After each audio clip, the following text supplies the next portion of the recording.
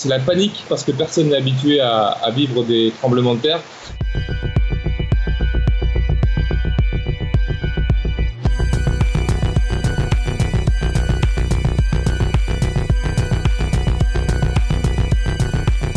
Là, à l'heure actuelle, on est à plus de 700 séismes recensés depuis 2 semaines, plus ou moins ressentis par les habitants. Les derniers séismes ici qui avaient été ressentis, ça date de 1993, avec une secousse la plus haute qui s'élevait à 5,3 de magnitude sur l'échelle de Richter. Alors là,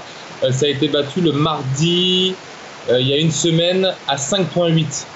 Et à ce moment-là, alors on est en début de soirée, on est en pleine période de Ramadan en plus, en pleine soirée, c'est la panique ici à Mayotte parce que personne n'est habitué à vivre des tremblements de terre. Et du coup, les gens se sont jetés dans les rues, chacun est allé réveiller son voisin. Les mosquées ont même appelé les habitants à évacuer leur maison et à venir se réfugier sur les terrains de foot ou les plateaux sportifs des différents villages pour bien être à l'abri, en fait, être dehors et éviter d'être dans les maisons ou sous des choses qui pourraient tomber parce qu'ici à Mayotte, malheureusement, on ne sait pas trop si les maisons peuvent tenir ou pas par rapport au séisme. À l'heure actuelle, c'est des séismes qui sont plutôt courts, qui font au maximum une dizaine de secondes. En plus, il y a des gens mal intentionnés qui en ont profité pour donner des fausses rumeurs, à savoir qu'un séisme d'une magnitude encore plus importante allait arriver dans la nuit. On sent quand même qu'il y a beaucoup de panique, et puis on n'a pas l'impression non plus que l'État, la préfecture,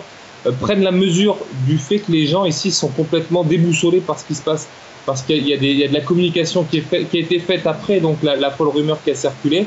ça a rassuré les gens. Mais là, le fait qu'aujourd'hui, cet essaim de séisme, là, ces séismes à répétition, on le répète, ils sont plus de 700 là, depuis 2 semaines,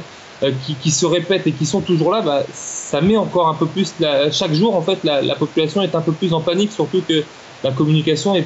n'y en a quasiment pas, si ce n'est pour annoncer qu'il y a eu un séisme de telle magnitude à telle heure. Mais sinon, il n'y a pas grand-chose qui est fait pour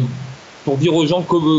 comment se préparer, comment faire une marche à suivre en fait, par rapport à un éventuel séisme qui pourrait faire des dégâts sur Mayotte, parce qu'on est clairement dans l'inconnu à l'heure actuelle ici. Et dans les établissements scolaires aussi, c'est la panique aujourd'hui avec la multiplication des séismes. Là, il y a des élèves qui n'ont pas voulu rejoindre leur cours, qui ont préféré rester dans la cour,